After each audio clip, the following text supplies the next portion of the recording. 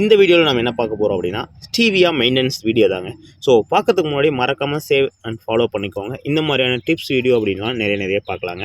So இதில் பார்த்தீங்கன்னா என்ன ஒரு மெயின் டிப்ஸ் அப்படின்னா, ஸோ இந்த மாதிரி வந்து மெடிசினல் பிளான்ட்ஸுக்கு எல்லாத்துக்குமே ஃப்ளவரிங் வர விடக்கூடாதுங்க. ஸோ ஒன்ஸ் ஃப்ளவர்ஸ் வந்துருச்சு அப்படின்னா பிளான்ட் வந்து மெச்சூர்ட் ஆயிடுச்சு அப்படின்னு சொல்லிட்டு அர்த்தம். ஸோ ஆர்னமெண்டல் பிளான்ட்டில் அந்த மாதிரி ப்ராப்ளம் இருக்காது. நம்மளோட மெடிசினல் பிளான்ட்ஸில் மட்டும் அந்த மாதிரி ப்ராப்ளம்ஸ் இருக்கும்.